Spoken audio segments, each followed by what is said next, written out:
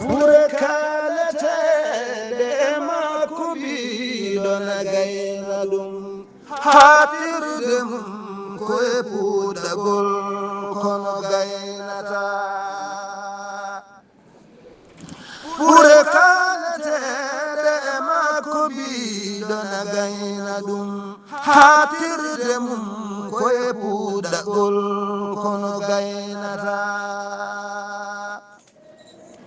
yasin ko inde nde Allah wodine fawti hen qur'ana wondemo mursalan jom ismata siko neɗɗo inni Allah inna muhammadan ɗiɗo sindodirɓe ɓe jaadi haɗo ɓe cerata siko neɗɗo inni Allah inna muhammadan ɗiɗo sindodirɓe ɓe jaadi haɗo ɓe cerata mo waɗani ɗum jaɓetaki dewugol joomam bal kanko ni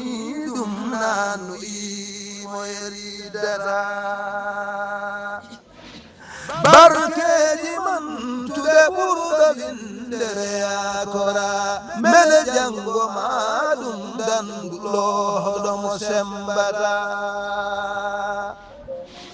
bakiɗo tambi bakatuji naroɗoyi gamanɗomo ƴere kewɗo ɗoyini mo fintata biyeteɗo ibnu umar wona jili muhammadin kebbinɗo wel sugo darde jamma o wujjata biyeteɗo ibnu umar wona jili muhammadin kebbinɗo wel sugo darde jamma o wujjata kono aye alqur'ana wi la tagnadu hoto ɓittoɗe yurmede joomen firtata kono aye alqur'ana wi la tagnadu hoto ɓittoɗe yurmede joomen firtata jooman ko barken laaɗo mamin jagori ya suddu min suddari inna rahmata jooman ko barken laaɗo mamin jagori ya suddu min suddari inna rahmata kane barke seehi jani den te wilaya fo fuɗɗode ha wortode daade o yabbata kane barke seyhu mouhammadul wali sarif kane cheikh oumar jambaru cuustomo hultata kane ahmad abni abibacrin joftina kane ibnu ismail ali mo tambata kane ibnu ibrahima ceerno mouhammadin alhaji ali ko moƴƴo urtini sunnata kane ibnu ibrahima ceerno mouhammadin alhaji ali ko moƴƴo urtini sunnata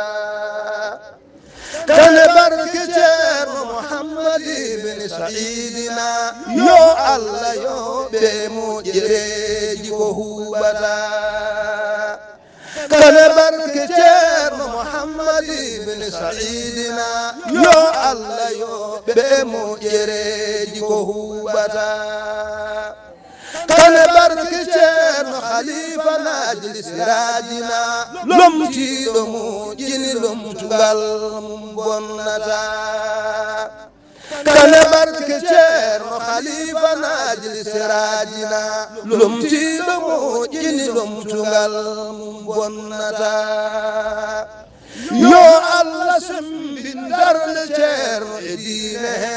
yo jabte makko ko ceerno golle sunnata yo allah sembin darde ceerno e diine he yo jaɓte ma koko ceerno golle sunnata kala yiidema ko e sabde yaaja ɗariga o yo haqqokin ɗum rabbuna jom ɓuwata yo njunu ngurdam makko ha ɓura baba o yo rokku en ɗoftade peeji e hufyata yo njunu ngurdam makko ha ɓura baba o yo rokku en ɗoftade peeji e hufyata yo njunu ngurdam makko ha ɓura baba o yo rokku en ɗoftade peeji e hufyata